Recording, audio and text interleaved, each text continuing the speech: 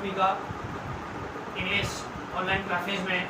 और हम जो है टेंस पढ़ रहे थे, जिसका आज लास्ट डे है। आज हम टेंस को कंप्लीट कर लेंगे। इसके साथ ही हम जो है टेंस की जो वर्ब्स है, एडवर्ब्स है, उसको भी कंप्लीट कर लेंगे आज। ठीक है, तो शुरू करते हैं हमारा लेसन। देखो बच्चों, हमने कल फ्यूचर परफेक्ट टेंस के बारे में पढ़ा था, इसकी फॉर्मेशन को जाना था। कब अफर्मेटिव सेंटेंस बनता है, कैसे नेगेटिव बनता है, कैसे इंटरोगेटिव बनता है और कैसे इंटरोगेटिव नेगेटिव बनता है। ठीक है, अब जो है हम फ्यूचर परफेक्ट टेंस की एडवर्ब्स के बारे में बात करेंगे, यानी पेपर सेक्शन के बारे में बात करेंगे। पेपर के अंदर किस तरीके से आएगा और आपको कैसे फाइंड करना है, वहां पर जो है फ्यूचर परफेक्ट टेंस लगेगा, यूज होगा। ठीक है, तो फॉर्मेशन जो है वो आपके माइंड में होनी चाहिए। अब बढ़ते हैं एडवर्ब्स की तरफ। देखो, फ्यूचर परफेक्ट टेंस की जो एडवर्ब है वो तीन तरीके से आ सकती है। पहली तो है बाय द एंड ऑफ, और उसके बाद में कोई भी, bye the end of this month, bye the end of this year, bye the end of evening, bye the end of next day, कुछ भी, यानी कि बाय द एंड ऑफ के बाद में कोई भी टाइम पीरियड आ सकता है। ठीक है, तो बाय द एंड ऑफ का मतलब होता है कि आखिरी तक। अगर मैं कहूँ जनवरी के आखिरी तक, bye the end of January.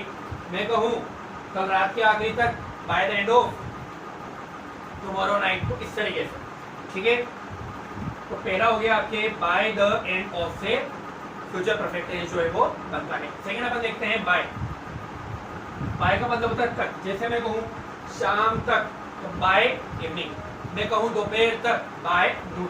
जनवरी तक, बाय जनवरी। ठीक है, तो इस तरीके से भी जो है आपकी एडवर्ब आती है फ्यूचर परफेक्ट टेंस। अब जो नेक्स्ट है बिफोर, ये थोड़ा सा अलग है। देखो, जो बिफोर है इसका मतलब ये होता है कि इसके अंदर आपको क्या करना पड़ेगा, दो सेंटेंस को यूज करना पड़ेगा। अब इसमें एक सेंटेंस तो होगा जो कि प्रेजेंट सिंपल का होगा और दूसरा होगा फ्यूचर परफेक्ट टेंस का। तो इस स्ट्रक्चर को मैं जो है एक बार इसको जो है स्टार कर देता हूँ। ठीक है, और इसके स्ट्रक्चर को एक बार वापस से अपन जो है देखेंगे। तो मैं आपको लिख देता हूँ इसके अंदर, जैसे बिफोर प्लस प्रेजेंट सिंपल का मतलब होता है V1। ठीक है ना, मैंने आपको बताया था V1 या फिर जो V1 के साथ में S और S लगता है वो आता है। ठीक है, तो इसको मैंने इस तरीके से लिखा है, बिफोर प्लस प्रेजेंट सिंपल हो तो आपको आगे कौन सा टेंस लगाना है, फ्यूचर परफेक्ट टेंस लगाना है। अब एग्जांपल से क्लियर करते हैं और सेंटेंस को समझते हैं किस तरीके से पेपर में आता है, किस तरीके से हमें आंसर देना है।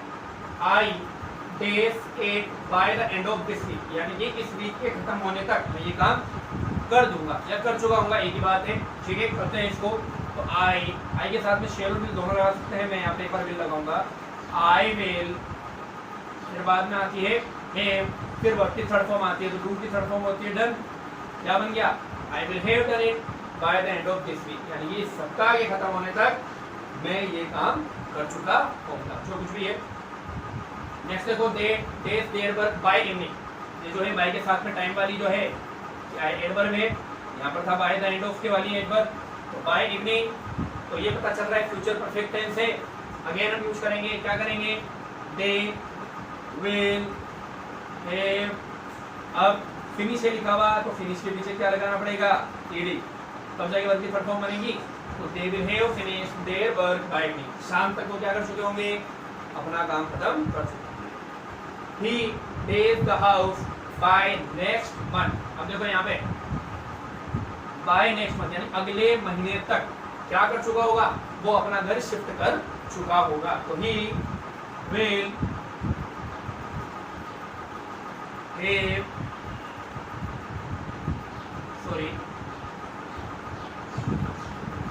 Shifted, he will have shifted the house by next month, यानी अगले महीने तक वो अपना घर शिफ्ट कर चुका होगा। अगला देखो, अगला है हमारे days few days to Amritsar by the end of November, यानी नवंबर के अंत तक जो है क्या वह अमृतसर जा चुका होगा। कहने का मतलब है कि यहाँ पे इंटेरोगेटिव सेंटेंस है। देखो इंटेरोगेटिव सेंटेंस कैसे पता चला, लास्ट में क्वेश्चन मार गए। इंटेरोगेटिव नेगेटिव क्यों नहीं है, क्योंकि नोट वो नहीं आ रहा है। ठीक है, स्ट्रक्चर बनाते हैं। अपने हमको शुरू में करना पड़ेगा, तो यू के साथ में ये आता है विल या shall. Will you, then have आएगा, फिर वर्ब की थर्ड फॉर्म आती है तो gone. Will you have gone to Amritsar by the end of November, क्या नवंबर के आखिर तक आप अमृतसर जा चुके हो गया। चलिए नेक्स्ट देखते हैं 8 days the rain again before here, before आएगा यहाँ पे। अब ये जो 3 सेंटेंस हैं नंबर 1, नंबर 2 एंड नंबर 3, ये जो है इसके ऊपर आधारित है, यानी बिफोर वाले स्ट्रक्चर पर आधारित है।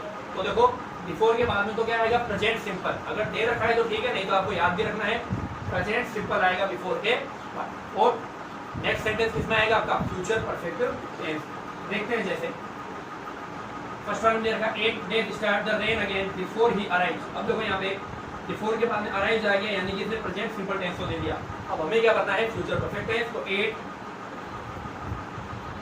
विल हैव स्टार्टेड, पीछे ही लगाएंगे थोड़ा हो जाएगी स्टार्टेड, फिर have started the rain again before he arrives. ठीक है, नेक्स्ट देखते हैं the child days milk before ही। अब यहाँ पर हमें दोनों टेंस पढ़ने हैं। तो पहले मैंने आपको बताया था कि जो बिफोर उसके बाद में तो क्या आता है, प्रेजेंट सिंपल टेंस। तो स्लिप है, स्लिप लिख दूं, सही है क्या, नहीं है। देखो आपका सब्जेक्ट सिंगुलर है, क्या लगाना पड़ेगा वर्ब के नीचे, एस और ये सिंगुलर फॉर्म बनानी पड़ेगी। बताया था मैंने आपको, singular subject means singular form. Okay, he slip. अब हमें क्या करना है, आगे देखना है। द चाइल्ड क्या आएगा, विल हैव, अच्छा देखो नोट आ रहा है, क्या आ रहा है, नॉट, यानी नेगेटिव है ये। तो फिर हैव नॉट। ड्रिंक की थर्ड फॉर्म क्या होती है, ड्रिंक, ड्रिंक, ड्रंक, DRUNK। देखो एक बात और ध्यान रखें कि जिसको वर्ब नहीं आती है वो ग्रामर सेक्शन, या फिर मैं कहता हूँ कि पूरी की पूरी इंग्लिश जो है वो उसके लिए एक तरीके से हमेशा यूं ही रहेगी कि सर ये तो मैं कर ही नहीं सकता। क्यों, क्योंकि हमारे को वर्ब ही नहीं पता है कि थर्ड फॉर्म कौन सी है, सेकंड फॉर्म कौन सी है।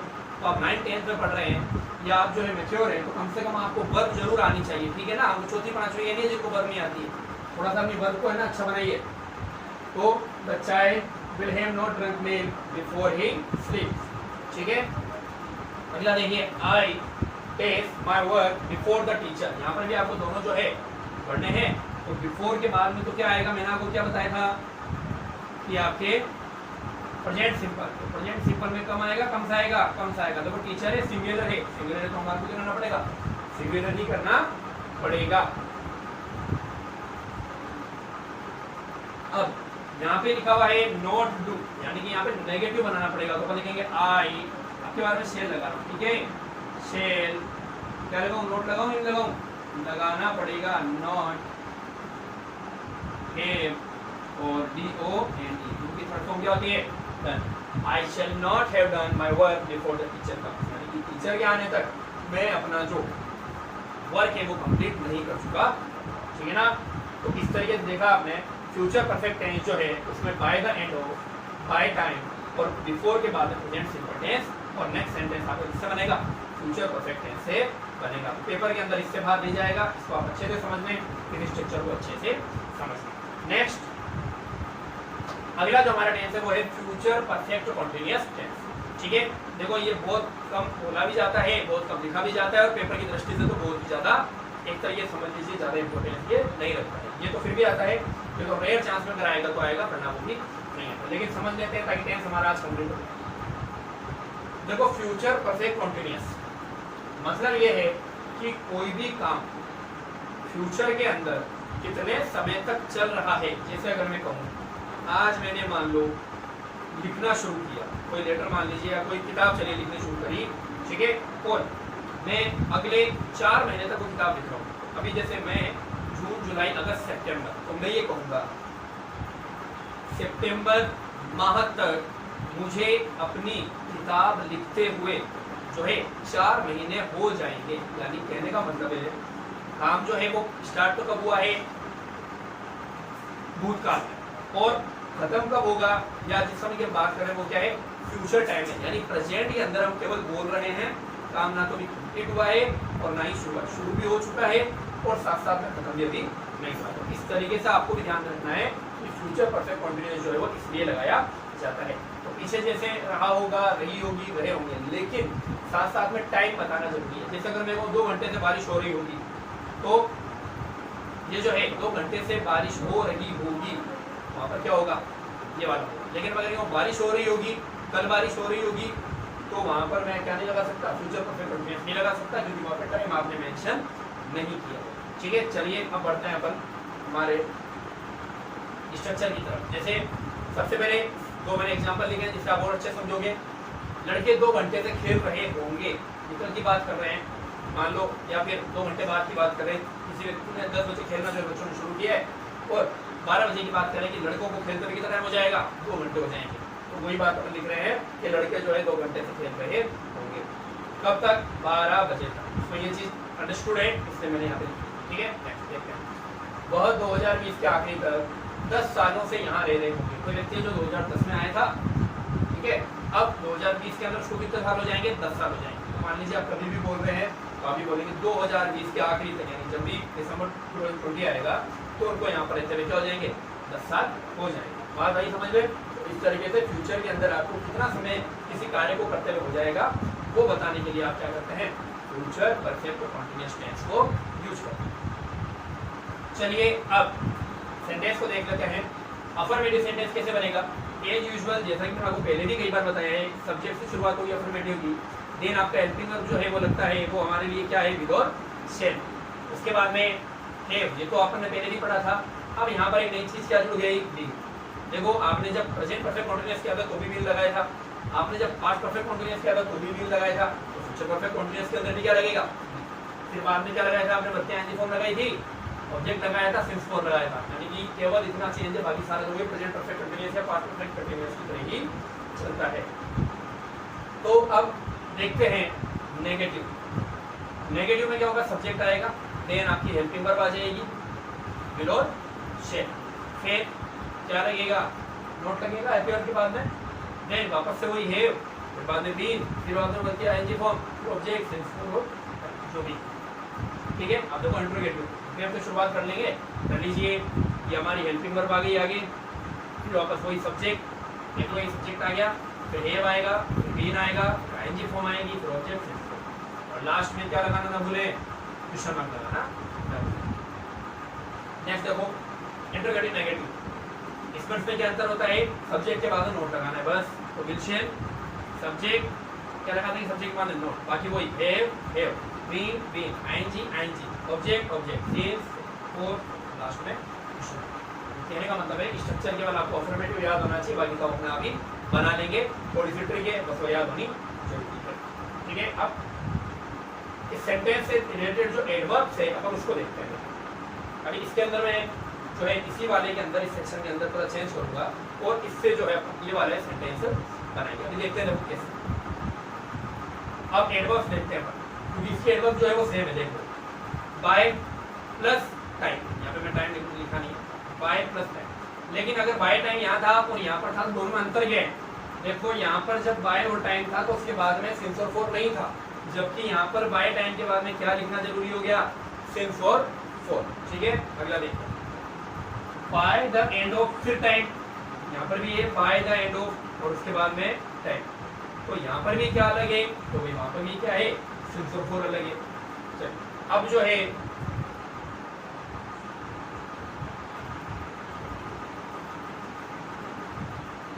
अब यहाँ पर प्रेजेंट सिंपल टेंस, वहां पर भी था, यहाँ पर भी था, अब यहाँ पर क्या अलग है, तो यहाँ पर क्या है, सिंस और फॉर, ये बिफोर वाला भी है।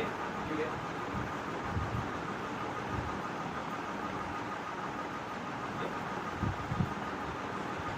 ठीक है, तो बिफोर प्रेजेंट सिंपल टेंस वहां पर भी था, बिफोर प्रेजेंट सिंपल टेंस यहाँ पर भी है, अलग क्या है, सिंस और फॉर। तो कहने का मतलब है फ्यूचर परफेक्ट टेंस की जो एडवर्ब है वो एज इट इज यहाँ पर यूज होती है, केवल अंतर एक है कि सिंस और फॉर लगाना हो जाता है जरूरी।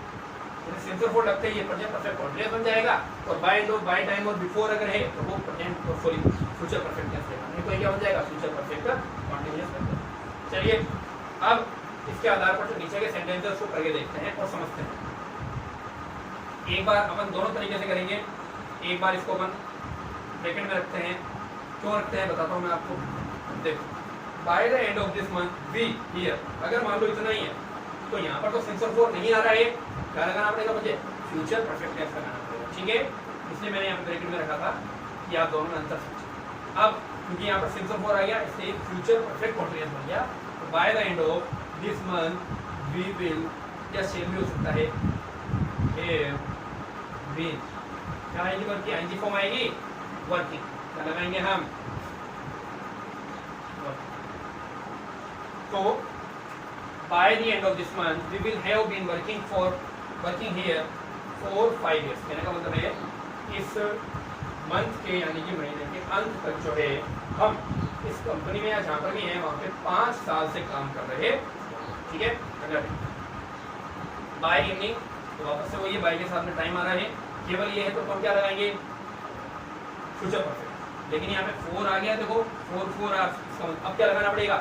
फ्यूचर परफेक्ट कॉन्टिन्यूअस लगाते हैं। चलिए, by evening they will have been, practising कर देते हैं।